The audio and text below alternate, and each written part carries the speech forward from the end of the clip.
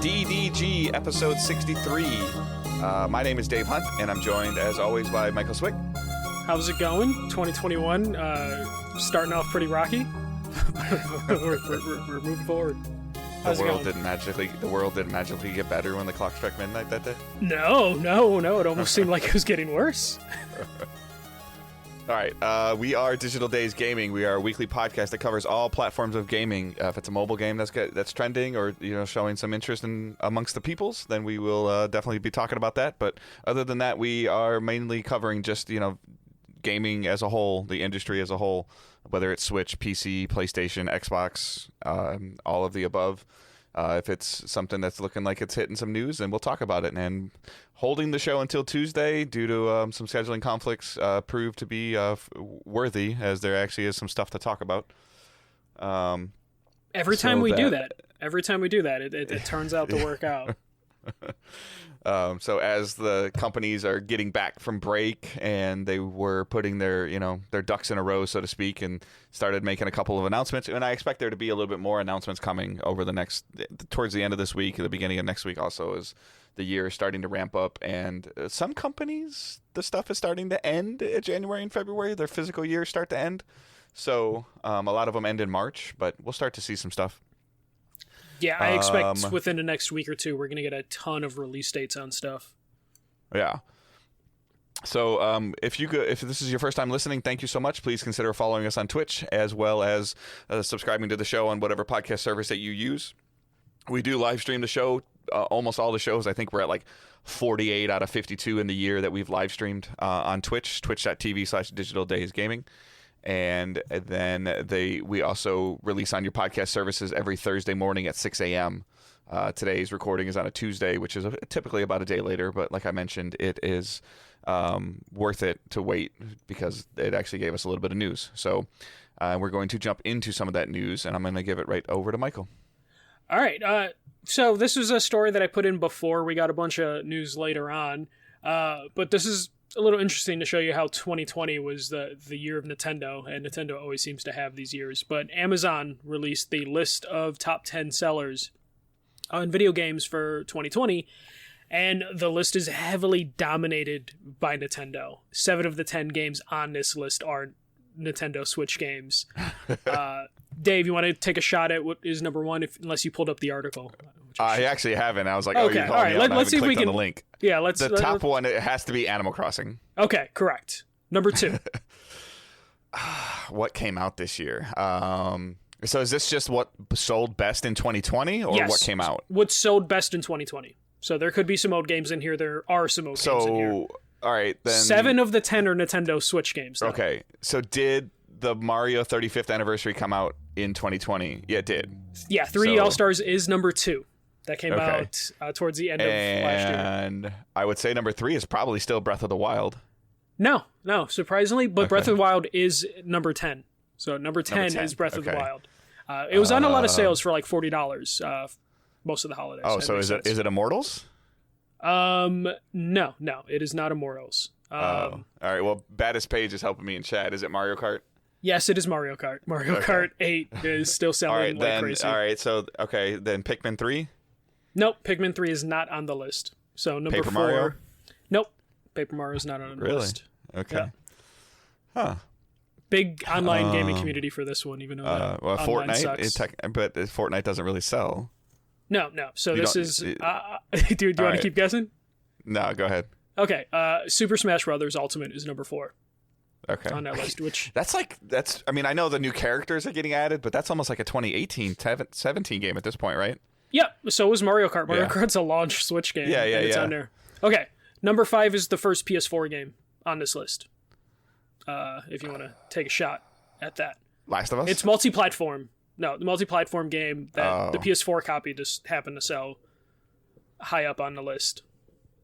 I don't know then. So Cyberpunk 2077 sold really well to make it on this list, which is just kind of funny. I guess it doesn't take into account refunds.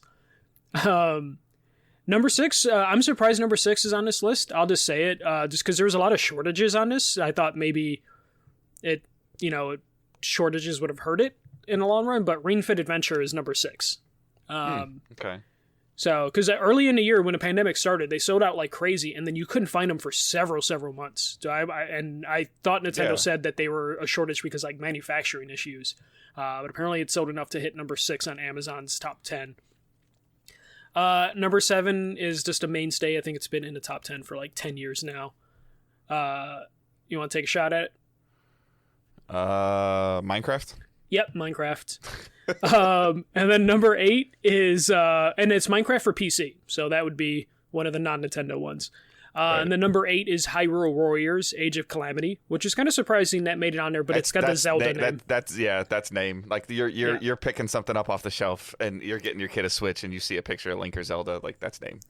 Yeah, and then the kid is like, "What am I playing?" Even though they're good games, but definitely, like someone might not know. What they expected.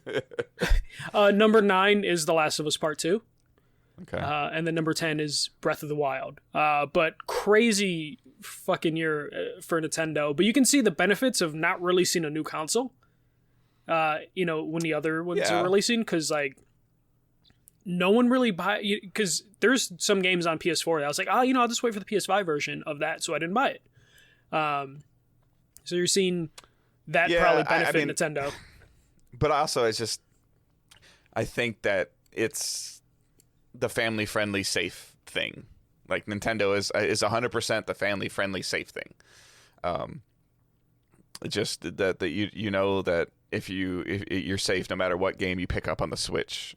For the most part, 90% of what you pick up on the Switch is going to be fine. And if it's, I believe, I don't have the list in front of me. I didn't click on the link, but that's almost all Nintendo first party. 1, 2, 3, 4, 5, 6. Yeah, 6 of them are. Age of Calamity is kind of like a third party. But Nintendo's paying for it, so they might as well be first party. Yeah, and then Minecraft's just permanently on that list. Surprisingly, no Call of Duty game made it on that list, even though they release in the end towards the end of the year. But so did Cyberpunk. Free-to-play Warzone is affecting that. Like it's definitely affecting that. So yeah, you would imagine it has to be at a certain point. And Modern Warfare is so good. I feel like Cold War went on sale much faster than previous Call of Duty games have. Yeah, they usually skip out on the holiday sales because they can, and I believe Cold War was popping up on holiday sales. It was because we got it for Jonathan for Christmas, partially because it was on sale.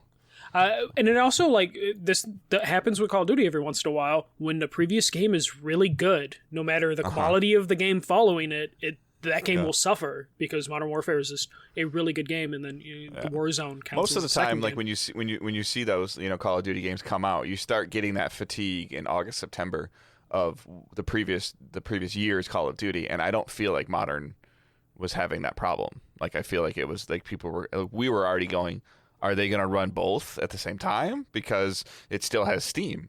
Like it is the seasonal content. Of course, them dipping into seasonal content did nothing but help, bring that up. Yeah. So. Yeah. We'll probably. It's hard to like Bad puts like some impact in the chat. Like, yeah, that's great. Like, but from a sales standpoint, unless you're going to talk about revenue, then it's free to play. So it's not going to show up on a top 10 list of purchased games. But I would say in terms of revenue, Genshin's probably up there, and Fortnite's probably up there too. Oh yeah, Fortnite's for sure is up there. FIFA's up there, so yeah.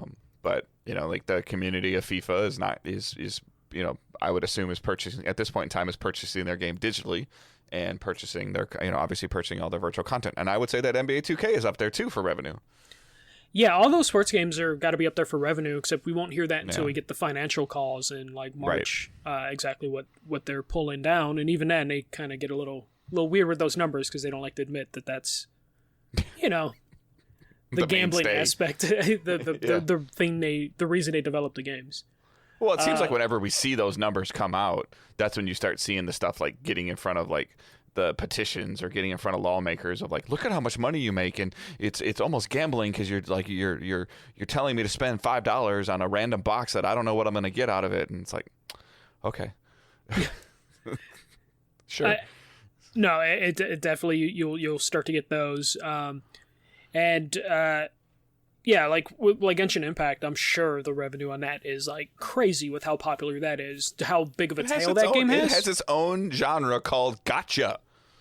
I mean, yeah. I mean, that is a different genre. That is like a phone genre that's transitioned into Genshin is a phone game that they just decided to like, hey, let's release it on consoles and PC, and look at it. It's doing almost arguably just as well on the consoles as it was on the mobile market, and we'll just throw in cross save because we can. We can, yeah. And it's worked out very, very well for them. Yeah. All right. The next story. This one. Since it is officially from Sony, I guess we don't have to take it as with too much of a grain of salt. But Sony had their CES presentation, like a lot of CES presentations this year, because CES is happening right now, Dave. I don't know if you know this. Yeah. It's all virtual, though. It's all which is why there's like no excitement. There's no real big announcements. Though Stadia is getting a TV app, but only on the new LG TVs.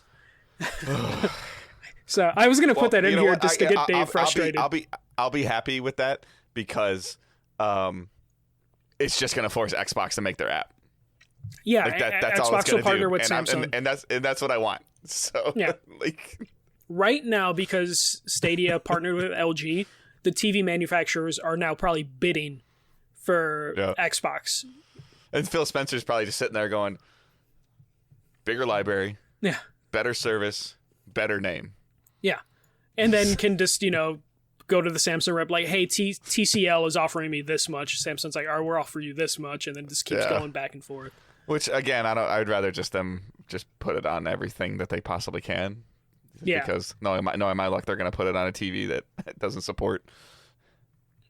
Yeah. All right. So during the CES presentation for Sony, they just briefly talked about how, like, hey, the PS4 is selling really well, and then they put out a sizzle trailer, and at the bottom of the sizzle trailer it gave launch windows for a couple games. So the games that it had was Kena Bridge of Spirits coming out in March. That's Very the cool. One that one looks really cool. Stray, which is that like post-human cyberpunky looking game where you play as a cat, but we don't really know anything about it. That's coming out in October along with Ghostwire Tokyo.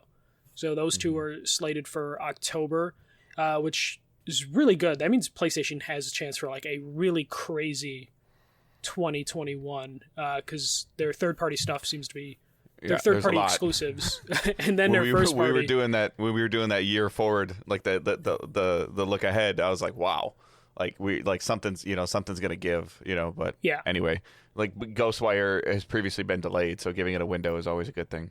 Yeah, and then the last game shown was a Square Enix game, Project Athia, which I couldn't really remember what this game was, but it is coming January 2021. I have to like look it up real quick just because I'm like, that isn't the Spaceman game. I don't remember what it said, but PS Lifestyle had a really good article about kind of like going, because then there was also something that they hinted at that's like that Capcom's game, or this is Capcom's game, and then there's another game that like they windowed in like to 2023, and I'm like, ugh.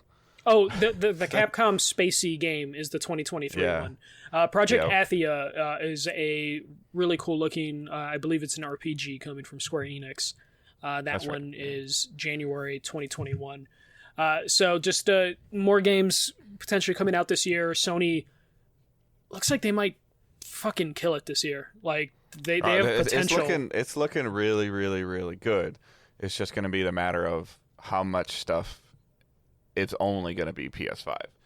Software aside, like they're going to sell software. We know they're going to sell software, but it's in terms of truly seeing your engagement of your hardcore audience. I think a lot of that will be the attachment to people having a PS5 and then buying software for said PS5. Yeah, which we'll never see. We'll never see those actual numbers. So. Yeah, or at least it'll be a while. They have to be super high up there for us to see like. The bragging of like attach rates and everything that goes along with that. But yeah, like Sony, it is funny though with like the PS5, or I guess all the console manufacturers, Xbox included, it seems like they're relying on like third parties to actually make console exclusive, like next gen exclusive titles. Because Microsoft is making sure it runs on all their platforms. We already know Horizon is coming to PS4 as well as PS5, but it seems like the third parties are the ones that are actually pushing to just use the new hardware, and I guess they might just have more incentive to do it, even though their sales might not benefit right away. I don't know, but I think that are these okay? So is Project Athena slated as an exclusive? I believe it is. Okay. Yeah. I mean, we know Ghostwire is, but that deal was done prior. That deal was done because I think Ghostwire, in a perfect world, was supposed to be a launch window for PS5. It was because what's the other one? Deathloop was supposed to be launch day, and then Ghostwire was supposed to be launch window. It was supposed to be like a 1-2 punch sort of thing. We saw Ghostwire at a Bethesda press conference that only you and I were at. Yeah, so, the same one that they showed Deathloop. Like, it was like kind of crazy. How that all was at that one press conference. But yeah, it could be a crazy year for Sony. We're just waiting. I still think we're probably due for a state of play soon, right? I mean, are they going to do a state of play for the Demolition Derby game? No, that's already coming. It's like they don't need to worry about that. They don't. I think they need a general one. I know, but the next 60 days they don't really have anything. I think to build the foundation of the state of play on right now. I think you can. I mean, the Housemarques game. It's escaping me right now. Returnal. That's March. Yeah. And then this other, Kenna is March. That's supposed to be PS exclusive as well, right? Yes, I believe so. Okay. And PC. So like that's your next thing. Like your next, I don't think that they really have anything in January, February, and then even a game that I had talked about during our look ahead episode, and I laughingly said it would get delayed, and it got delayed. And it's not on this list because it's not an exclusive for Sony. Is Outriders? They pushed Outriders out of February now. To April? Was it April? Yeah. So Demolition Derby or whatever it's called is going to do well because there ain't going to be nothing else new to play. Yeah, and it's going to have the benefit of PS Plus. No, but I feel like they need to do a state of play just so they can at least put some actual windows or release dates on at least the summer game. You're okay. All right. I'm sorry. You're right. A state of play where you talk about the games that I just mentioned and you date Ratchet. Yes, exactly. Like, especially because that one is supposed to be within like the first 6 months of this year, something specific like that. You date Ratchet for Easter or whatever it's going to be, mid-April. Or, because I think if you start pushing into May or June, like you start looking at all this other stuff, like it's pretty stacked and they got to get some of this stuff out. Yeah, well, because like I don't feel like Last of Us and Ghost of Tsushima had specific state of plays because those games were big from much hyped developers, so those deserve to have like their own state of play. I don't think you can do a state of play for just Returnal. No offense to Returnal or some of the other games. You can or do Destruction a state of play Derby. For Ratchet either. I don't think Ratchet can get its own unless you're really talking about the next gen only features. Like you're spending a certain chunk of time talking about that splitting dimensions. So what I was thinking is since you can't do one for Destruction Derby because I don't think anyone tunes in for a state of play just for Destruction Derby. No offense to that game, it could be great. I think you need something to anchor a state of play with those games in it. Because you can't just advertise 100%. Here's a Destruction Derby state of play, but you can advertise here's an update on Ratchet and Clank and the rest of our spring lineup, and then that's when you throw in Destruction Derby and you throw in you just throw Returnal. In Destruction Derby. You do something at the end of January, at the end of this month, and you talk about Ratchet, you talk about the Returnal, you talk about Kenna, you maybe slide something else in there that was unannounced, and at the end you just remind people with a trailer for Destruction All Stars that get it free on Plus next week. Yeah. That you have to build with what they have, especially since they have so many different games. They could really take advantage of state of play to like anchor some of these smaller games, especially if they're looking to release like 5 first-party games, just to help out the other developers who are trying to release games on these platforms. But let's move on to like the meat of like our news and probably the episode today. So vindication for holding the show one more day. Yeah, like we almost recorded yesterday and there would have been some stuff to talk about, but then today it just blew up. So Monday morning, Disney and Lucasfilm just kind of reintroduced themselves to the world and were just like, hey, we're rebranding LucasArts, or whatever it was called before, we're rebranding to Lucasfilm Games, and this is going to be a new era of Star Wars and Lucas properties. The exact quote that I pulled from the article: Lucasfilms and a galaxy far, far away are entering a new and unprecedented phase of creativity. So will the world of Lucasfilm Games, developed in calibration with the finest studios across the industry. So this is them just reintroducing themselves and being like, hey, we're working with multiple developers on properties for Star Wars and other Lucasfilms properties, which very much to me sounds like the EA deal is done. So I don't know if I feel that way. I just feel like that they're making somebody, they needed to make somebody deal with these intellectual properties from movies and from games, and they felt like the easiest way to do that is to bring this back. I think this is part of the Disney acquisition, them going, okay, we don't need this stuff, and then as they're looking and growing and going, okay, well, maybe we do need some entertainment department head. What like Disney's doing with Marvel. Like Correct. Bill Roseman, I believe, is like head of Marvel and games. so I think that these, however long this EA deal is or isn't, is still intact because the majority of the sizzle reel trailer they showed was EA. Yeah, so I'm not saying like they're not going to work with EA anymore, because Jedi Fallen Order was a big game. We'll talk about that in a couple minutes. But I feel like this means that like another company could potentially touch Star Wars if they have a pitch that Lucasfilms likes. Agreed. And I don't know, was the deal ever EA's exclusive for Star Wars? Yeah. Okay. I believe all the mobile games then went under the EA umbrella that were like new and all that stuff. So EA had the exclusivity, which is why EA got really excited. We're like, Criterion's working on a game. 2 studios that we killed are working on a game. They made sure like every company or every studio within their umbrella were pitching a game. And now that seems like that is done, but EA's still going to be pitching. Battlefront probably still sold enough for them to justify another Battlefront, but it at least means it's not locked into just EA. So that's pretty exciting. I really love the way Disney's been handling the Marvel stuff. I mean, we've been getting some really good Marvel stuff from like the mobile sector, but then we've also, we got Spider-Man.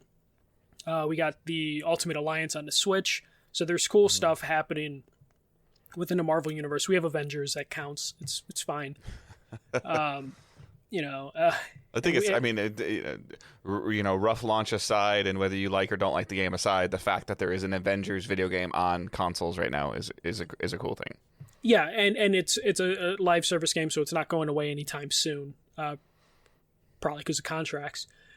So they're probably not because of quality. Yeah, not because of quality or anything like that, but because there's a contract that says like you make this live service game for like the next 3 years.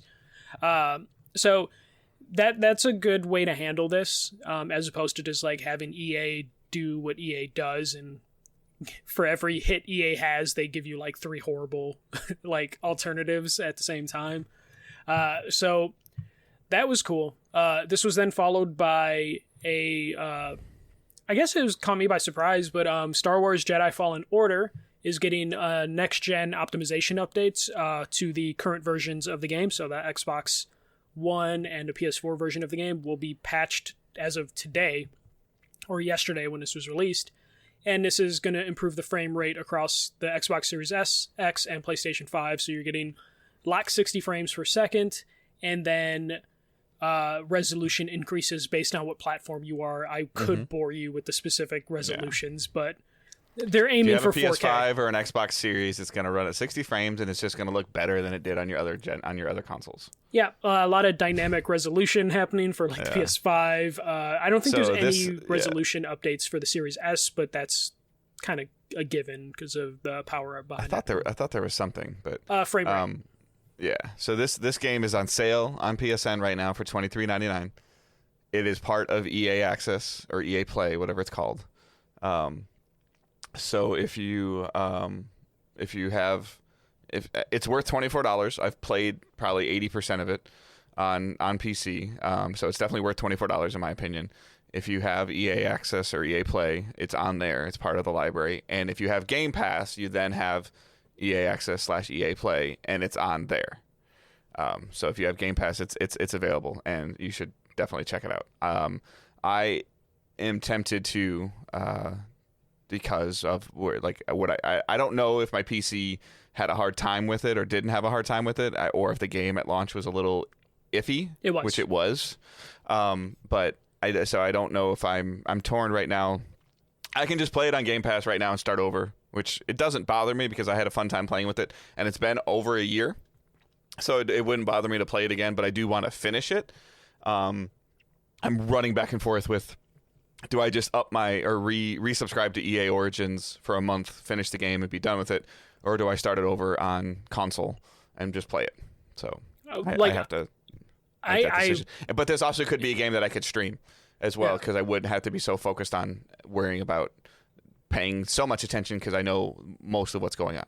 Yeah, this is definitely something on my Xbox. I don't know if I plan to play it anytime soon, but I downloaded it because it's just like, what's the harm in downloading? Especially for you, like, you put probably 12 to 15 hours into it already, because it's not a crazy long game. There's nothing to stop you from downloading it and being like, let's see if I would want to replay the whole thing. And then if you don't, you delete it. Who cares? You don't have a data cap. Right. Lucky. Yeah. But no, I mean, if bottom line today, if you haven't played Jedi Fallen Order, if you have a next gen console, it's 100% worth $24. Yeah. And I guess that would be just for PlayStation people. And if you already are into like the EA ecosystem, then you get access to it through, if you're into their EA subscription service. And then if you have an Xbox or a PC and you have Game Pass, you can just play it. So it's a very, very good game. It's very, I got a lot of Uncharted vibes from it. It's a very, very good game. It's its own story. You don't have to be like a super Star Wars savant to play and understand what's going on. It's very good. And I hear it has like some very light Dark Souls gameplay mechanics too. Yeah, in terms of like kind of like the checkpoint system and the experience system and stuff. Yeah. So that could be interesting, especially if you're like afraid or intimidated by the Souls franchise. This could be like a nice little entry like point to just be like, let's see if I like the basic ideas behind the mechanics. Yeah. And I've seen some hate on the internet today about whatever Remedy, or I'm sorry, not Remedy, Respawn has done to upgrade this game, and they're like, well, like Valhalla does this, and Watch Dogs is doing this, and all these, and those other companies came out and said, hey, we're making the game for both systems, and it's going to run better on that system. Like, this is the first time we've heard about them upgrading it, and they said it's available now. So this is probably just something that they looked at and said, hey, this is doable. And, maybe it came from, some of the reorganization at Disney of them, trying to appeal it a little bit more. But comparing what EA is attempting to do, because they don't really, I think the only thing that they've upgraded that's better on next gen is Madden. So far, yeah, I believe you're right. Yeah, so this is the second title that EA has upgraded for next gen consoles, current gen consoles. I don't think you can compare it to what Ubisoft is doing with their stuff, because they were intentionally marketing it to buy it now and it'll play better on your other system. Like, Fallen Order was never intended for this. It was just intended to work on backwards compatibility. Yeah. This 2 years ago when this game came out, the next gen wasn't the priority. So you're kind of lucky to just be getting this at all. Because they could have just moved away, especially EA. Like, I just talked shit about EA a little bit a couple minutes ago. Yeah. EA doesn't have to do this sort of move, like they're not making, like, Battlefield's not running any different. Like, they're not up. I mean, I don't know if it is or isn't running any different. I haven't played it. But they're not advertising it as, like, check it out again. We, updated visuals. It just works via backwards compatibility. This works via backwards compatibility with on purpose upgrades. That they're not charging you for. On a game, like you said, that's at least 18 months old. Like, kudos. Yeah, and as far as I know, I don't think it has any, like, microtransactions for them to, like, be incentivized. There's a little bit in there. I think you can buy some outfits and some lightsaber colors or lightsaber skins, but it's not beating you over the head with it like that's their primary source of income. Like, selling the game was important. So. Yeah, it doesn't seem like there's a nefarious reason, like, oh, we just increased the microtransaction type of shit, like, let's get more people in it. So good on EA. It also might be EA being like, hey, we still care about, like, the LucasArts stuff. Don't run away from us. That's what I'm saying. Is that did this Disney, because whether people believe it or not, and we'll talk about it a little bit later on this next story, but these companies know about these things before the public knows about them. Oh yeah, because I'm sure EA, went to Lucasfilm like, hey, our contract is running out in 2021, 2022. Want to start negotiating? And then Disney is like, hold up, before we talk about that, there's something you should know. And this thing might be that Bethesda is going to make an Indiana Jones game. This kind of came out of nowhere. I was not expecting to say there's an Indiana Jones video game coming out anytime soon, or anytime in the next couple years. But yeah, Bethesda put out a teaser trailer. They did say the game's super early in development. We won't see this game for a while, but there's a teaser trailer, and it just kind of showed like things you would recognize from an Indiana Jones game, except for like the music, maybe. A whip and a hat. Yeah, a whip and a hat. That's all they showed. This is being developed by Machine Games, the Wolfenstein studio. So this is huge. Todd Howard is going to EP the game. Todd Howard's mostly just, been the Bethesda Softworks guy, so Fallout and Elder Scrolls. So he's going to be the EP on this. Todd Howard might be busy, depending on how hands-on he is as an EP, because the TV show for Fallout's coming out this year, and then he's... Yep. Looking at this, and then Elder Scrolls and Starfield. I've heard his name almost as much as I've heard Druckmann's name in the last 6 or 8 months. Yeah, so. He's definitely gearing up and putting in a shit ton of work right now. No time frame or, more importantly, platforms announced for this. So this is where the discussion's going to get in. Yeah. All right. So first of all, reaction to this, Dave. This is almost what I want. In next gen is like, we haven't had an Indiana Jones game in like what, since like a Lego game. Yeah, and then a proper Indiana Jones game since the original Xbox. So like, I think this is cool. Like, this is not quite like new IP, new thing, but it's at least, it's not a continuation of, I guess in this example, it's not another Wolfenstein, which I'm not that those were bad, but I'm cool with Machine Games going this direction and doing something that hasn't been done in quite a long time. This isn't a remaster. This isn't a reboot. This is their own original story, which is great. That they're saying that they're telling. This is pretty much, this is, contrary to what we just talked about. Not contrary, but it's similar to what we just talked about. This is Indiana Jones's Jedi Fallen Order. It's taking place in a world that people hold dear to them. And it's also them telling whatever story you want it to be. Is it going to be a young Indiana Jones? Is it going to be an old Indiana Jones? Is it going to be, we don't know.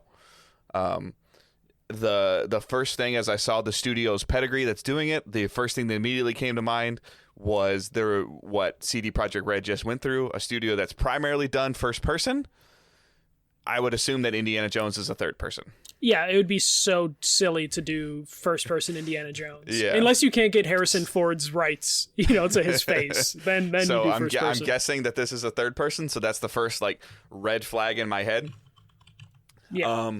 But I also feel like, and it's been all over the internet today since this came out, the framework of this contract and this concept was being worked on prior to the Microsoft acquisition. It had to be. Something this big doesn't just get done within a month or two period. And this company, this developer, has been working on their project, and I'm using heavy air quotes when I say project, of a third-person action game that they were choosing to make, with probably the hope in mind of doing something in the Indiana Jones world.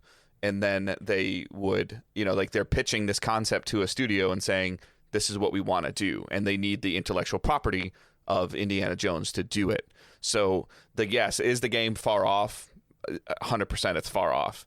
Did they start developing this game before they knew it was going to be an Indiana Jones game? I think so.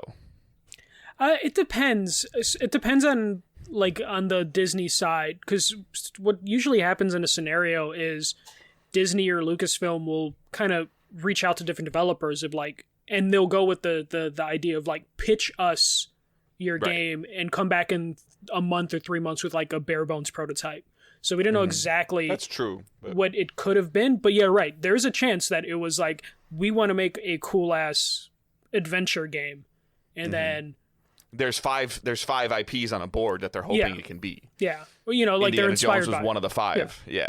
You know, but I like, mean, like when they were making the Uncharted, they were like, that's what I was going to say. That's the example that I told my wife when her and I were talking about this today. That the bones of this game are kind of were already being kind of put in place.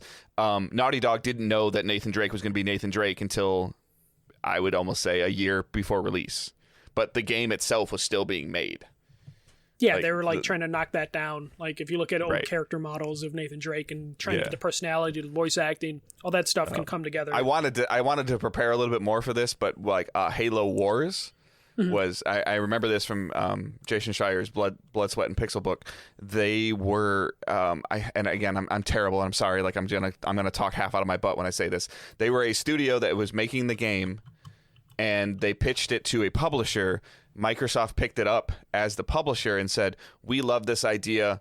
You're going to put a Halo skin on it." And they're like, "Well, this is our vision." They're like, "Well, if we're going to publish your game, you're going to make it a Halo game." Yeah, like it works well enough. Yeah, yeah, and that game became Halo Wars. That wasn't initially and early on in development. It was intended to be something else. Just that, you know, but they were able to put the Halo skin on it. So I'm saying that a third-person adventure game framework was probably already being built by Machine Games with the hopes of, was Indiana Jones number 2 on the list, number 1 on the list, number 7 on the list? Who knows? And then they were able to fill some of it in. Yeah, or, like you said, Disney came to them and said, "Hey, we're one of these studios that we think that you guys might be able to do this. Like, let me see what you got, and then we'll see if we're going to give you the access to the intellectual property." Yep. Yeah, and it also could have been like a project by Machine Games where like, hey, we want to make this game, and then Bethesda gets a call from Disney like, hey, we're kind of exploring options, and like, holy shit, that game Machine's working on would be perfect for this scenario. Yeah. And then that's when it all comes together. So let's talk about platforms, because there seems to be this thing that always happens where people just assume it has to be multi-platform, and I'm on the party that says not necessarily. Like, it doesn't... I feel like if it was multi-platform, they would have announced that today. Though you could say if it was exclusive, they would have announced that today. But I feel like you don't want to undercut this announcement by being like exclusive to Xbox. This is still dealing with what we've been talking about for a couple months of this deal is not done. Microsoft does not formally own ZeniMax yet. So they can't say it right now. Yeah, because God forbid this deal falls through. Yeah. So, like, that's the first caveat. The other thing that people are reading into today a little bit as well is, like, PlayStation did not retweet this announcement. No, they did not. So that's a concerning thing. Again, it's a far reach, grasping at straws kind of concern, but it still is a valid concern. I feel like if it was multi-platform, you would hit that with this teaser. Right? Yeah, and I think staying quiet is always... Staying quiet, looking back on anything, is always usually ends up being bad. There's been very few situations where we've heard a company say absolutely nothing up until a point and then release the information and everybody going, yeah, that's exactly what we expected them to say.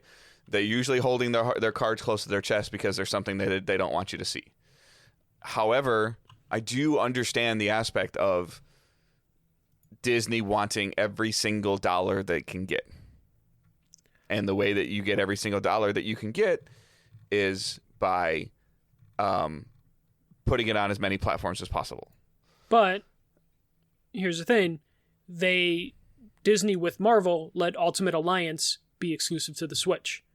Mm-hmm. Technically, I know Spider-Man's a whole weird thing. There was like a trade for Tom Holland.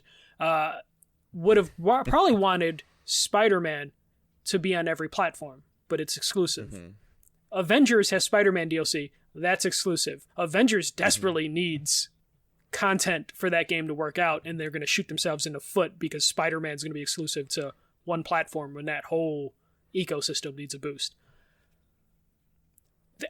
I don't see Disney calling the shot, especially if Disney's not going to put money into this. As far as we know, it could just be Bethesda's bankrolling this whole thing and it's like, let's just go for it. Where Microsoft But this would also be a deal that would, in my opinion, increase the price of ZeniMax. Yeah. Because I would guess that this is probably a more than one game Indiana Jones deal.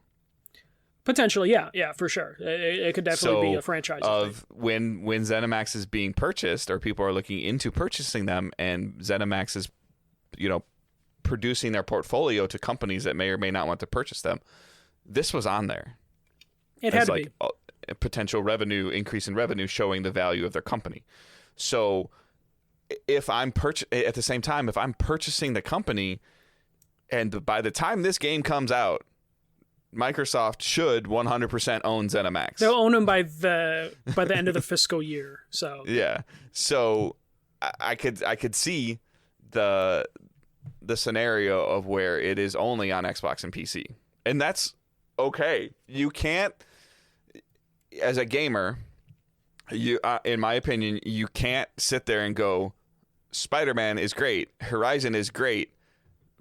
You not releasing Indiana Jones on my PlayStation is bullshit.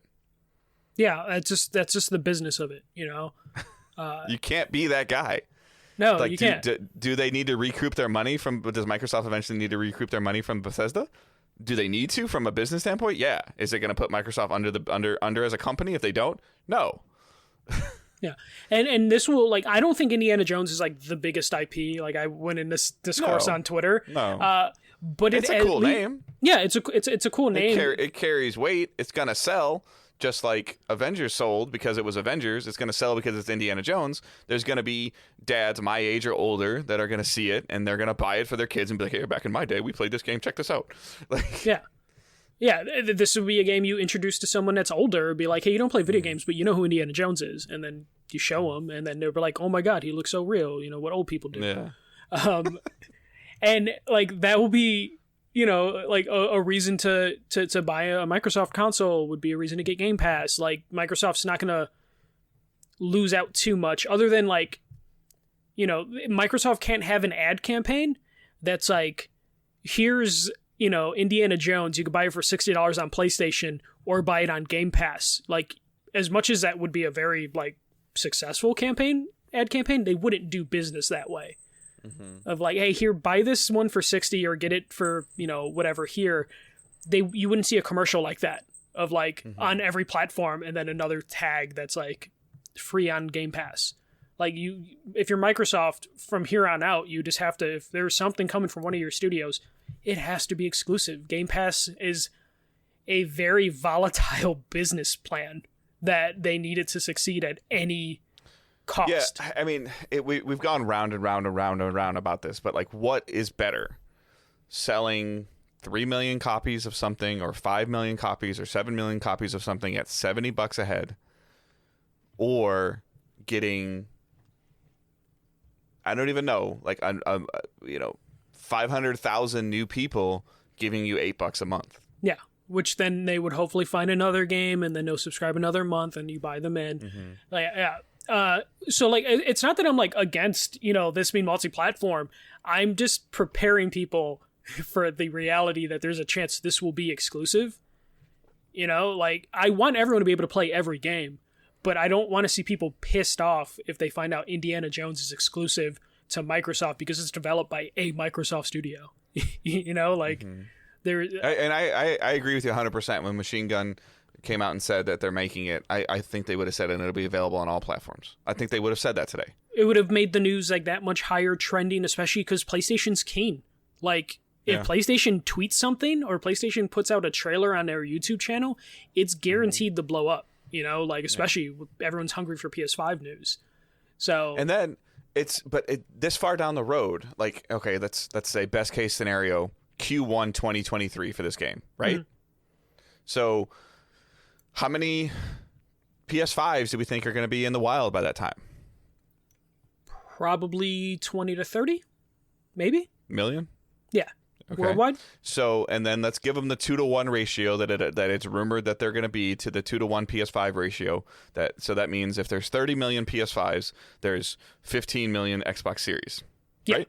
Yes. Okay. And then we start, digging down and breaking down attach rate. And if you get an attach rate of like 4%, like you're amazing. So you start getting into, figure sales, like how much are they potentially, is the potential quote unquote lost sales of not releasing on a 30 million unit platform made up by the increase in Game Pass subscriptions? And I feel the answer to that question is yes. Yeah, I would say yeah. It would have to be. It would be almost a break even. Microsoft. You can sit there and point. You can sit there and point at, there's only 15 million Xbox Series is in the market, but what you don't know is really how many PCs are out there that are running it. Well, and also like companies like Microsoft, or if you look at Netflix makes a lot of money, but they technically lose a lot of money just because they have to produce a certain amount of content to keep their subscriber count. Microsoft isn't like concerned about bleeding money right now or for the next couple years until they find like a saturation point that they're happy with, and then now they'll earn profit. They were talking just last year of like what's the business plan when you approach developers, and they're like, we don't fucking know. Like, we just are trying new things and then hopefully it works out. So like the potential lost revenue, quote unquote lost revenue from not putting it out on PlayStation is a drop in a bucket for Microsoft. Like they're trying to get their service to be successful, and they will do that until the parent Microsoft, turns the lights off and is like, you guys are losing too much money. But that ceiling for a company like Microsoft for how much you have to lose for them to care is really high. Like, like you have to be an outright failure for Microsoft to like completely cut you out, or there's no light at the end of the tunnel thing. Right. Or for them to like start paying attention and what they did at the launch of Xbox One, but they're like, okay, all of you messed this up. You're gone. Yeah. Here comes Spencer. Fix it. So, and whatever you think or don't think, I don't have figures in front of me to look at it, but Phil Spencer taking over the Xbox game division has been on a upward trend since he took over. Yeah. I'm not saying it's where it's supposed to be. They're not a PlayStation success, and it's not going down. The curve is going up. Yeah, and even then, it might be a really slow uptick, but like that's all he needs when you're working for a $1 trillion company is just that thing to move up just a little bit, and then they're just like, okay, we'll keep doing this. They don't care where you play it as long as you're having access to the Xbox ecosystem. Especially, the Xbox, they're going to be on TVs next year.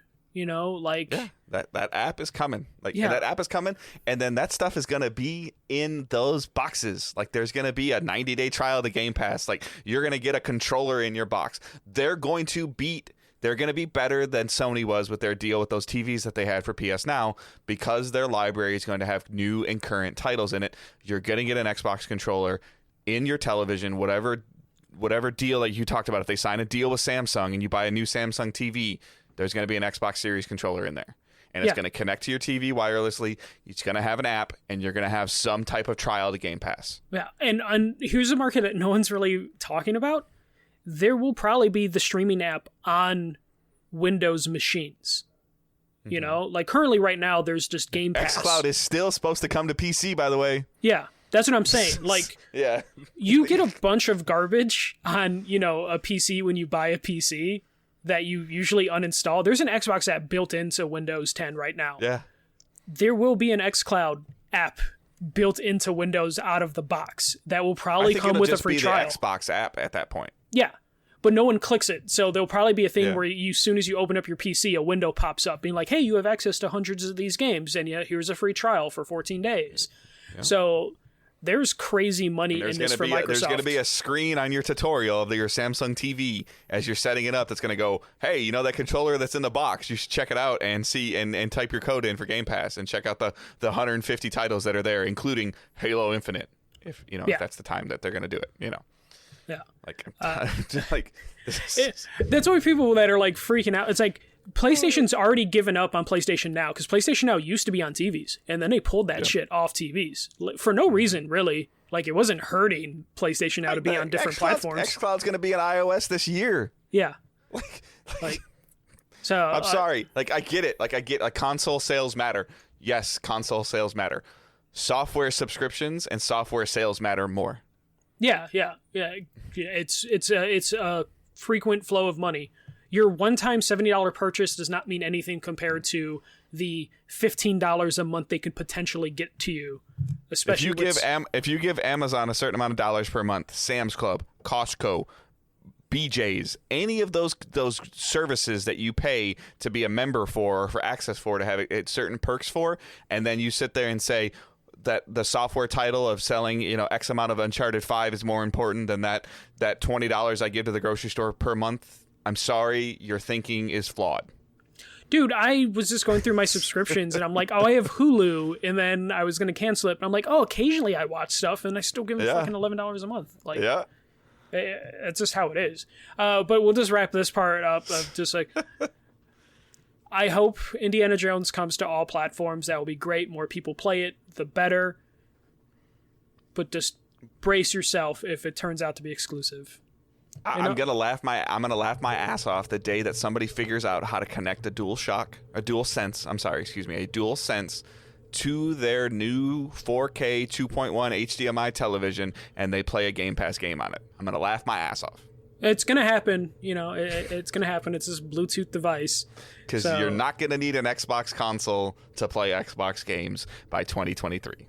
No, you won't, and that's the goal for Microsoft at this point. They just want to have anyone play. Why did they care about console sales if they are going to just use them as an additional layer of revenue? They're not the foundation of revenue. They're Sony's foundation of revenue, which is not wrong, but it's not the foundation for the Xbox platform. The sooner people realize that, the better they can relax when they see something come out or they see Microsoft buy a company for $7 billion. Yeah. And say, sure, put your game wherever you want. We don't care. Like, realistically, this game on PlayStation would probably sell at the time like 10, 7? No, that's too high. That's too high. That's like 33% attach rate. Like 3 million. Yeah. So like the amount of money they would lose making this exclusive wouldn't be astronomical or make a dent in their like budget or anything. But yeah, this is cool. I'm not the biggest Indiana Jones fan. It's fine. Again, as long as it has solid gameplay, good storytelling, and it's not broken, it's going to get talked about, and it's going to introduce people to a franchise that maybe they didn't know anything about. Those are all good things. Yeah. Do you care? Like, do you care that you're not a fan of Indiana Jones if they're telling a compelling story that you care about the characters and the game's fun to play? Potentially. Because I know I've watched enough of the movie, so it's like one of those things where it's like gameplay has to be keen in this scenario. Yeah. So I'm not saying I won't give it a try. I have an Xbox, so like I'm locked into Game Pass now. Yeah. So like I know no matter what, I will play this game or at least download it. As opposed to where if I only had one console, I'd be like, there's a chance I might not ever play this ever in my entire life. And now I'm gonna play this game because it's gonna be on Game Pass. I know they didn't say Game Pass guaranteed or anything like that, but like it's going to be Game Pass. Microsoft will make sure of that. Yeah. All right. That's it for news. Lucasfilms is back, I guess. So we'll see what else. I was trying to think of what other franchises does Lucasfilm own? Well, it kind of started us down like a little bit of a rabbit hole because initially, like Paramount Pictures owns the rights to the Indiana Jones movies. Yeah. Which is why they're not on Disney Plus. So, but Disney/Lucas owns the rights. Disney owns Lucasfilms, which owns the IP for Indiana Jones. So it definitely does get into some stuff. It can obviously go really deep with their Marvel and it's not. I guess, Michael, it's not a question of what does Lucasfilms own. It's what does Disney own. Yeah. But I was like, I'm like looking. It's like Labyrinth, I guess. Yeah, it's actually not. It's mostly just Star Wars. I mean, it's all like 99% Star Wars, and then a little chunk of it is Indiana Jones. But yeah, I'm looking at it. There's not much. Howard the Duck, but that's Marvel technically owns Howard the Duck. But do you see like them, like whoever's going to be the head of Lucas Games, film/games now, like starting to do the contract negotiations for the next Spider-Man game, the next MCU, and not Spider-Man because it's owned by Sony, I'm sorry, but like if they want to make a Deadpool game or an MCU game, like are you going through Lucas Films/games now? No, because Marvel... So Disney already did what they did with Lucasfilms to Marvel 3 years ago, so that is a separate division. But this does mean if you're a studio out there, you can now approach Lucasfilms and be like, I have an idea for Boba Fett, or I have an idea for Mandalorian. And yeah, that's true. Because my first thought was like, are they making games again? And it's like, no, they're just going to handle their IPs. Yeah, and if they handle it the way Marvel's doing it, Marvel's doing a really good job of like finding partners to make like quality games. Whether like Avengers is the outlier, but Avengers is still a fine game. I'll talk about it what we're playing and watching. But like this now means that studios can approach them and be like, hey, I want to make an Indiana Jones game, or I want to make a Clone Wars game for Star Wars, and they're listening to all these ideas. It doesn't, like, I still think that means the EA exclusivity deal is done, but it doesn't mean that EA can't pitch, like, the next 3 Star Wars games for them, and Lucasfilms will be like, yes, EA, make these next 3 Star Wars games. But it means there's competition for it. Like, Activision can get involved and be like, hey, we want to make a Star Wars game. Or could you imagine, like, the Sekiro team making a Star Wars game? Like, that'd be really cool. That'd be funny, though, because then, like, Respawn with Fallen Order would be like, but we made one of your games, but very family, very, like, friendly. So this could be really cool. Who knows? Like, Sony did so well with Spider-Man. Sony can come in here and get their own exclusive, like, Star Wars game if they wanted. They have the teams, they just have to have the pitch. So we could see a battle of exclusives going down with Star Wars, at least. Yeah. And the difference with that equation is that most of those studios, they could be like, well, we only know how to develop for PlayStation. Like Sony Bend. Like, we only know how to make for PS. Like, we want it multi-platform. Like, well, we can't. Like, that I'd can't. Speaking of which, I can't wait to see MLB The Show this year. Yeah. I want to see. All right, so real quick, I was talking to my son about that the other day. Like, we know who the cover athlete is, but that's it. Yeah. This is I think we know usually nothing. Get a trailer by now. It's the middle of January. Like pitchers and catchers, Corona, COVID aside, or they're supposed to be reporting in 2 to 3 weeks. Like, you're going to start seeing some of that stuff like early February. They'll start reporting, like, all the players are usually typically due in by like Valentine's Day-ish. Yeah. And then the game should be coming out in like 10 weeks. Yeah. Yeah. So, and we don't know anything, like nothing. I'm so curious about that. Like, we already know it's going to be multi-platform, but we don't even know like the specific platforms. All we know is Microsoft retweeted it's going multi-platform, and Nintendo did. So it's just like, what the? So it's like, is that game coming to Switch? I want to see what that looks like on Switch. It'll just be MLB The Show retro mode on Switch. It'll be some cut down. I already know it's going to be. Oh man, that's going to be so fascinating. I gotta email some people. I gotta see what's going to happen. All right, so what we're playing and watching. So I finished up. I was just more dabbling around in Spider-Man. Just like I said, the gameplay's been strong enough. I was working overnights all last week, like all 5 nights. So it was like kind of one of those things where I would wake up and kind of like force myself to play something that I wasn't necessarily focusing on, and that would be Spider-Man. Just kind of cleaning up some collectibles, doing some of the little camp things, and the amount of detail and polish that was in that game, in terms of like the cat, like the finding the cat pictures and the pigeon side missions. Like, just there's so much. Everything was so well fleshed out that it kind of made me want to like. I started like clearing out like sectors at first. I'm like, okay, do I really, like, do I want to try to like just complete this game? So I started like clearing out like sectors, boroughs, or neighborhoods. And then I would get so intrigued by like finding more pictures of, Black Cat, that the little side banter back and forth, or working on the Taskmaster stuff and the banter back and forth, that I'm like, all right, fine, I'm going to finish the rest of these, and the screwball missions, like all that stuff was like so well fleshed out. Yeah.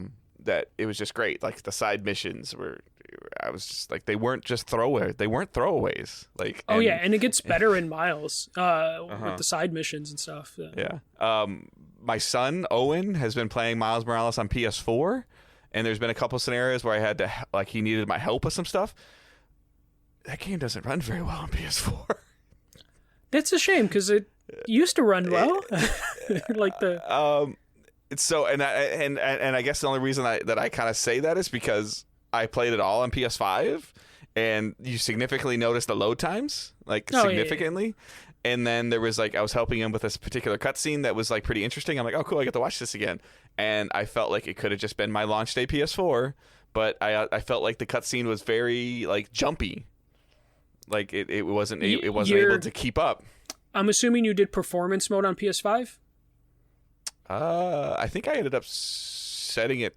Well, the remastered version, I set it to the 60 frames ray tracing. That's what I mean. Yeah, the so performance RT or whatever it was. Yeah. Yeah. Okay. The newest thing that they had just released. That might have been one of those scenes where you were used to the game running perfect 60 frames per second all the time. That when you jumped down to 30, and that game isn't a perfect. Well, no, 30. that didn't really bother me. It's just it was the load times that were significant, and then I guess some of the texturing. I just noticed it, and again, it could have been that the PlayStation is in our bedroom now. That TV is not an HDR10 TV, and I could have just gotten used to that.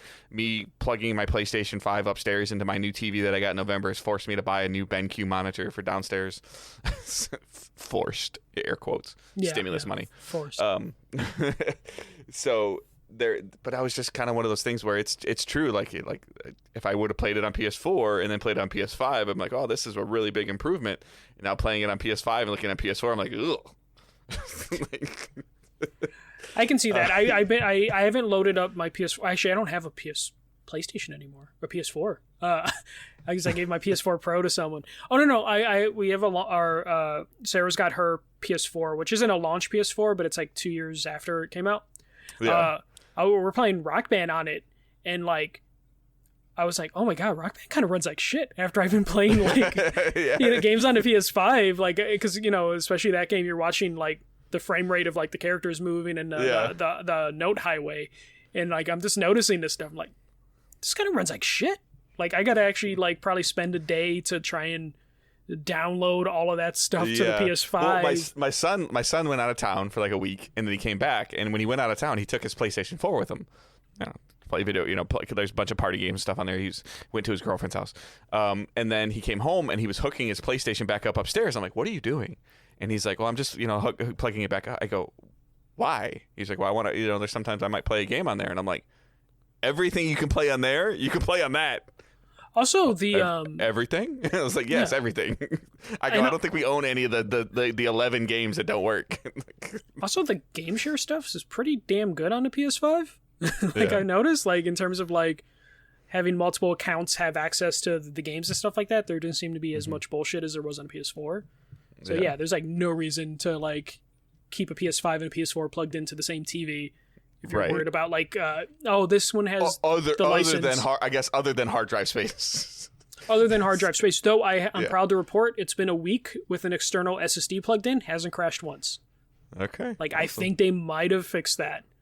So then just real quick, a couple other things that I dabbled in. I tried to play the first Fable via Game Pass on Xbox. I saw that on Facebook group. It hurt my eyes.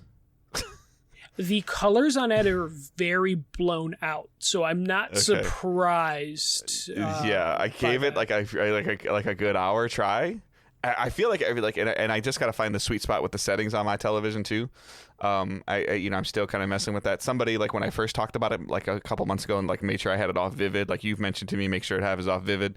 But I do think that I need to look into that lighting equation thing of what settings and brightness you should have for your TV based on lighting in your house and stuff. So go to ratings.com, rtings.com. If you look up your model TV, they actually have a calibration setting that they feel works perfect. Okay. And all you have to do is match the numbers that they put into their TV that you put into your TV. I noticed because we have the same TCL TV. It's 4 series or 5 series. I forget which one it is. I think it's a 4. Yeah. I noticed that I prefer running at TV because it is a little brighter than it is dark. Yeah, I found like smart HDR seems to be the most like soothing look. Yeah, if that's kind of like, if that makes sense when I say that, I use HDR dark on that TV, and that seems to be the one that works the best for me. But like my Xbox originally, I had it set to like vivid, like you did, and when I played Mirror's Edge, which is a very bright game, even my eyes were like, oh god, this is so blown out, I can't deal with it. So I changed everything to HDR. So I think dark. it was a combination of old game is old. Yeah. and I was giving it a shot, and it's just like, and then it was, with the TVs and like, and just maybe I need to jump to Fable 2 or Fable 3. Like I kind of was like, I want to start at the beginning. Like I heard good things about this. I'm like, no. And then briefly today, just on purpose kind of thing, I had Angela play Moving Out based on your recommendation. It's a fun game. Yep. I think next time my wife sees you, she's going to throw the controller and embed it in your eyeball. That's the point of the game. That's the point of the game. So that was, there's definitely some interesting things with that game. And then we started A Way Out. Okay. So my wife's doesn't seem to be too sold on it right away. She thinks that we literally got like through the prologue. So, right off the bat, she's not a huge fan of like the language and the aspect, and I'm like, it's supposed to be like a really cool story, like let's get by this, like, so we'll have to see where that's coming from. And she just struggles with the dexterity that's needed sometimes. So I think that'll come with repetition of her playing more games. So I just gotta kind of get her into that. Like she's gotten really good at some mobile games. Have you downloaded Tetris Effect yet for her on Game Pass? I have not. You should. But I'll definitely check that out. And lastly, lastly, I caved and I bought Owen his own Switch, because if I have any opportunity, is that a record or desire, like from you last week being like, I'll probably just wait it out to like, how long after last week's episode? And I think I realized, like, at least for him, like both of these Switches I purchased secondhand, so like I got a really good deal on the Switch Lite. And it is obviously, like I just said, it's a Switch Lite, and I started like reading and looking at some stuff, and it'll just be it'll be better for Owen right now. It's actually smaller. It's one piece. He's dropped the Switch a couple times, and the Joy-Cons have come out, and I'm kind of like concerned about it. And also, like, if I have any chance of ever playing Hades, when I'm in the mood to play Hades, he's playing something on the Switch, and I'm like, I'm like. But then I like in my mind I'm like, I can't be that dad's like, give me the Switch so I can play my game. Like, and then but my son is probably like, you have two other things over there. What would happen is in like 20 years your son will be on a therapist's couch being like, I still remember all the times my dad's ripped the Switch out of my hand so he can play a game. So we ended up getting him, like, I think I got it for like $140. I got him a Switch Lite with like a 130 gig SD card, mini SD card in it, brand new. Like the guy I bought it from was like, oh yeah, my wife wanted it for Animal Crossing. She played it for 6 months. She doesn't play it anymore. So that guy's getting divorced. The next holiday event's gonna come around, and she's like, "Where's my Switch?" Yeah. So we now own 2 Switches. And I think that might be a record period technically I bought it in 2021, but in the 13 or 14 months that DDG is a thing, I've gotten a gaming PC, 2 Switches, a PS5, a Series X, or a Series S, I'm sorry. You've just become addicted to buying things. And an Xbox One, and a new TV, and a new gaming monitor. The funny part is we don't make money off this thing, so this is just him just spending money. This is stimulus money.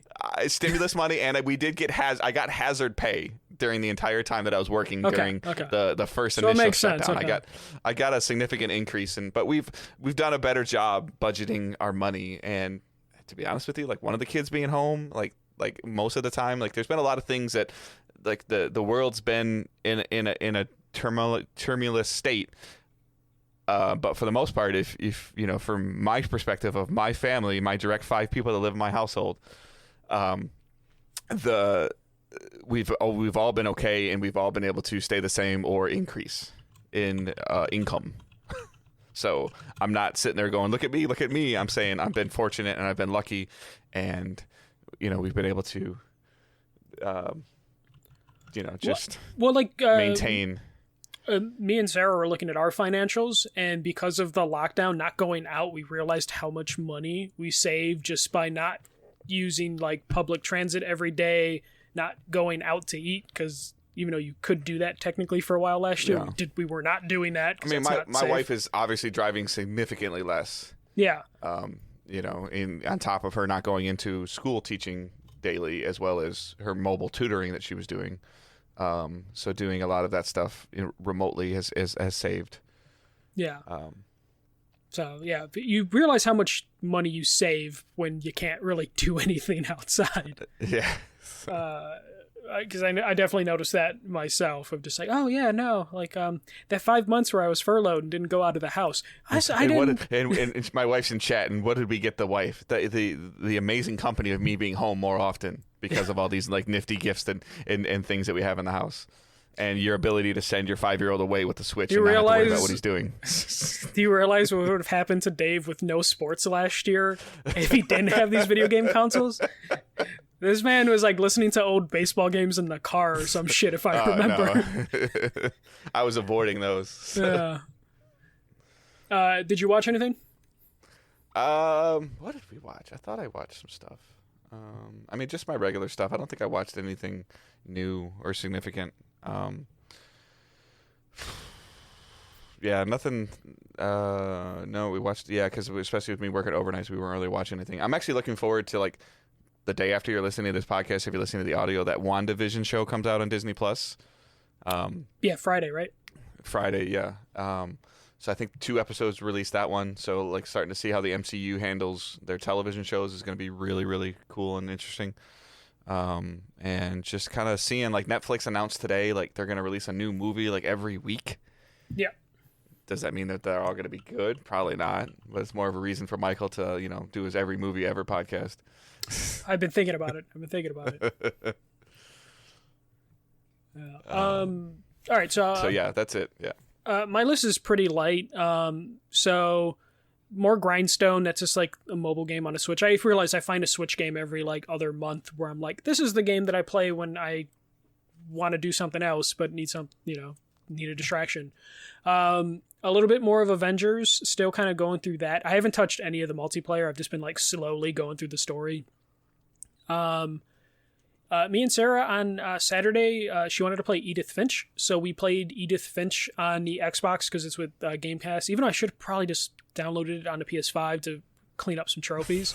But we played What Remains of Edith Finch from start to finish. By the way, the trophy system is broken on PlayStation, like really weirdly broken. So Owen is playing Miles Morales on my account on PS4, and it's a separate trophy list. Yeah. It's supposed to be. But it's a PS4, PS5 game. Yeah. It's a separate trophy list, yeah. I know. Whatever. He's earning extra trophies for me. But yeah, you just have to sync the save. It's weird. Yeah, it's the trophy thing is like fascinating to me. Like we talked about last week about it's not a fractured ecosystem, but the ecosystem between the two systems is cracked. Yeah, I've been meaning to hit square on my Spider-Man to upload my save to the remastered collection, because I know just knock all my trophies out for that. But yeah, so me and Sarah wanted to play Remains of Edith Finch. Play that from start to finish. I love that game. That's one of those games where even though it's sad, it only takes like 2 to probably less than 2 hours to finish. But it's one of those games where after I finished, I'm like, man, this is probably like on my top 10 all-time video game list, and definitely in my like top 10 PlayStation 4 games of all time. Nice.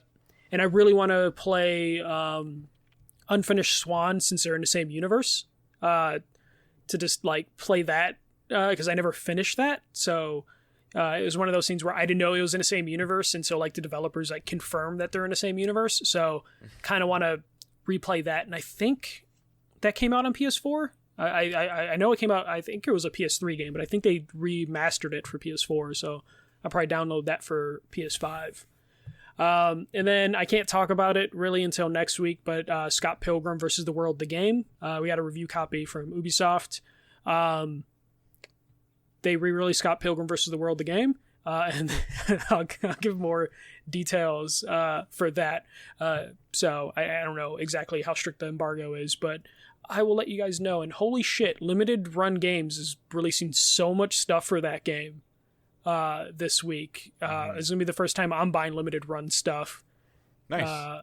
Because, my God, they're doing collectors. They're doing like 2 different collector's editions. They're doing a bunch of random other merch. So like Friday morning, I'm going to have to hope the website doesn't crash. Though it's an open period. Like they're doing a 6-run open pre-order. So it's not like first come, first serve. It's like how many people pre-order within the 6-week period is how many copies we're going to print out.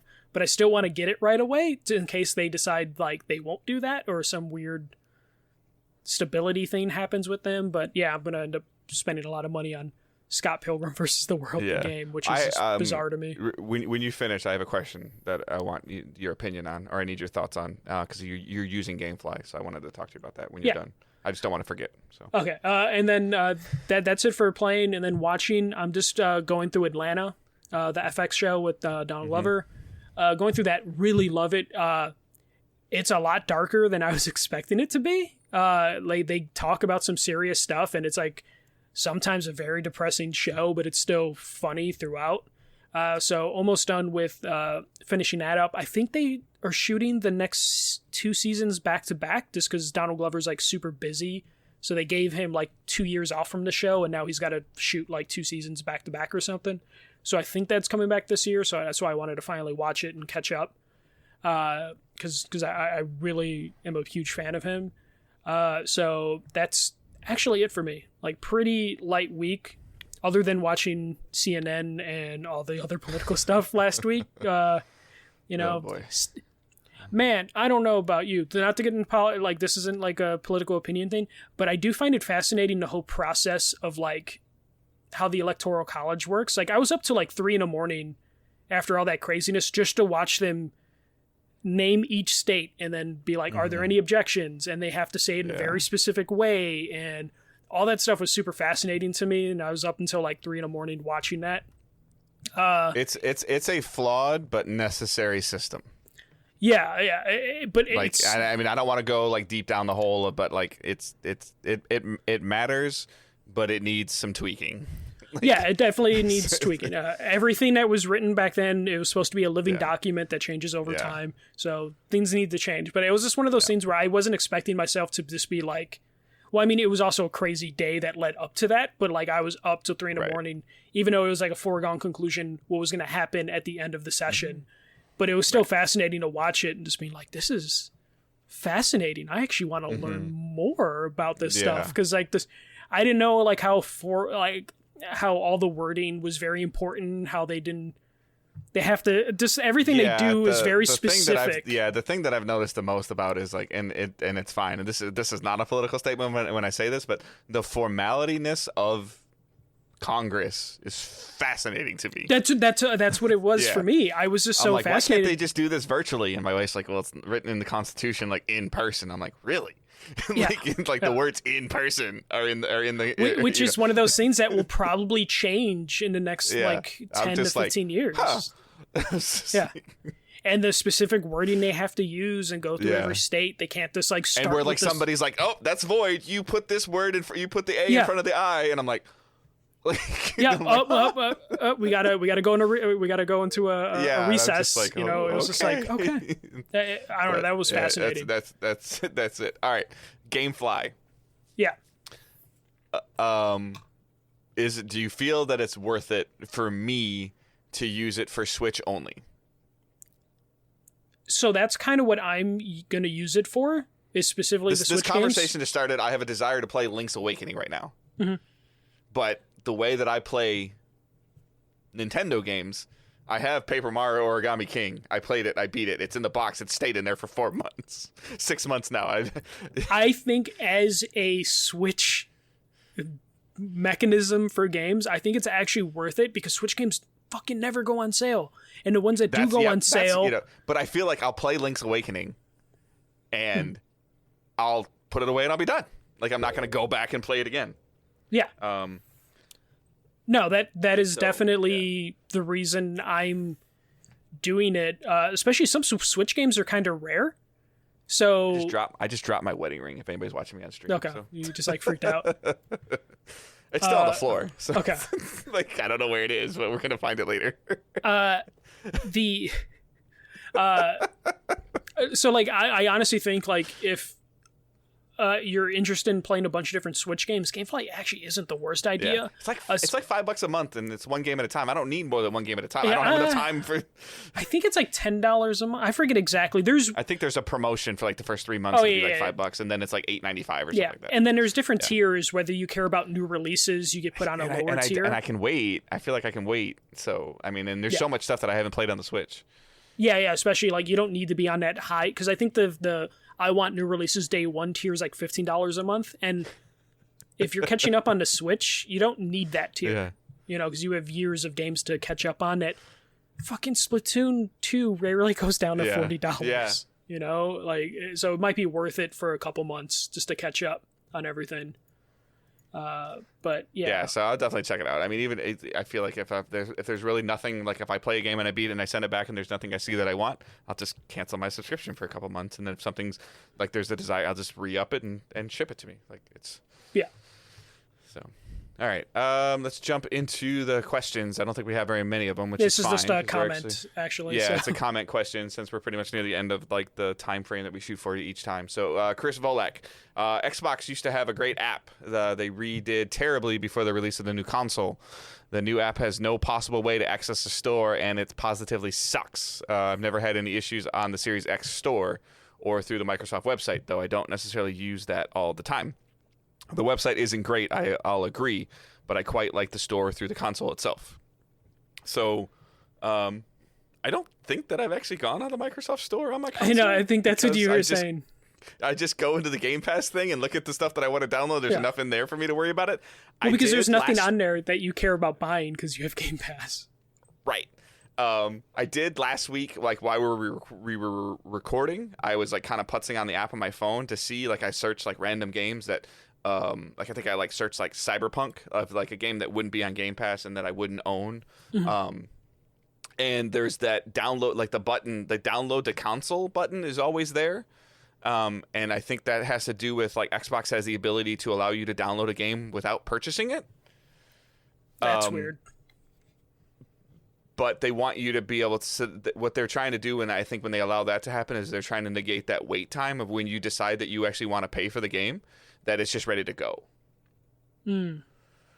So like there is a feature in there, and I feel like that's the feature. Even though I feel like when I clicked download the console on like one or two games, and I came upstairs, they weren't downloaded on my console. So. Yeah, I do notice that it does say like games sold separately, ISP fees may apply. Yeah, that's but a weird way to get around it. Yeah, so like it's one of those things where I think they let you like sort it on your mobile app and then just deal with the transaction on your console. So which again, you're right, is weird. But I know this. I know you have like a comment back because I think you actually wrote you responded in the thread to Chris on this as well. Yeah, so like.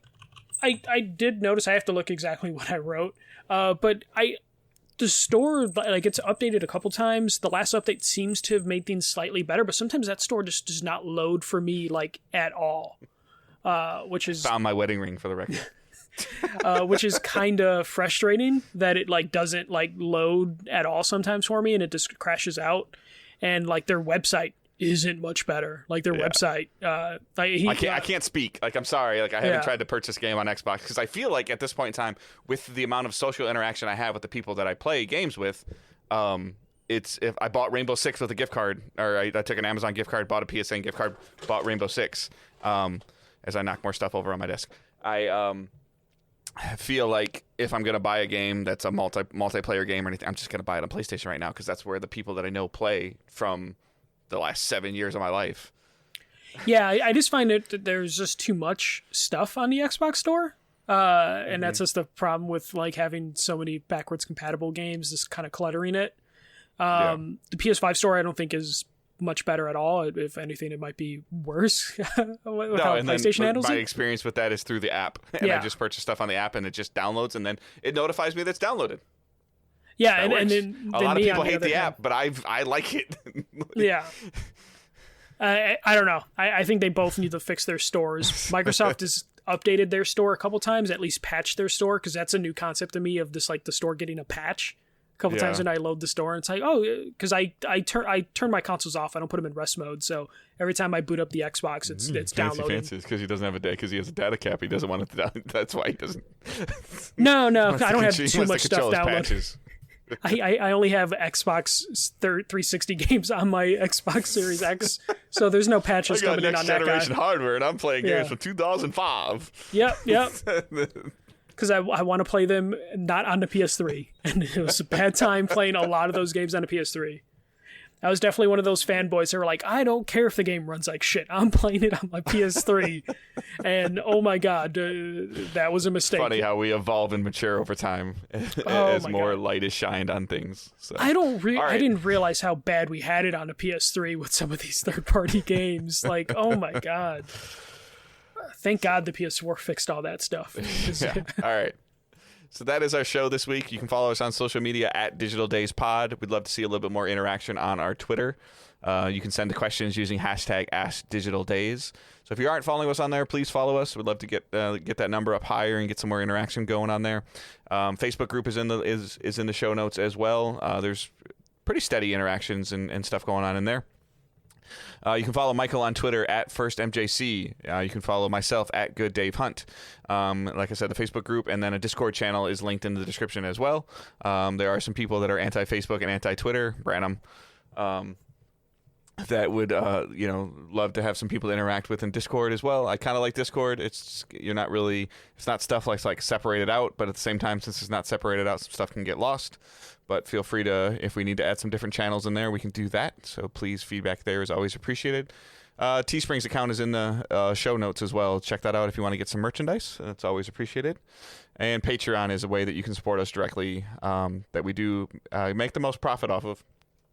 We have a $1 tip jar if you just want to say, hey, I'll give you guys $1 a month. That pretty much covers our expenses for the show, hosting for the show on podcast services.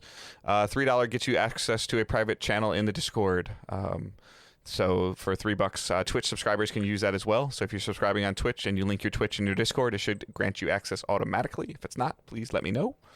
And $5 gets you the show 24 hours early, so you get it on Wednesday at 6 a.m. instead of Thursday at 6 a.m. And $7 is the monthly bonus episode that we need to record for January. So we'll be recording that soon for January, and then you also get access to the other 6 or 7 that we've done. So like as soon as you sign up for that tier, you get that. So if you guys are setting some of your 2021 budgets and you can maybe set aside a couple bucks for us for support, that'd be appreciated. If not, that's totally understandable. Please don't feel obligated to support us. Don't feel obligated to buy a shirt. Don't feel obligated to subscribe to us on Twitch or any of that stuff. These are just different ways that you guys can support us if you choose to do so. As always, though, sharing the show is the best way to help us grow.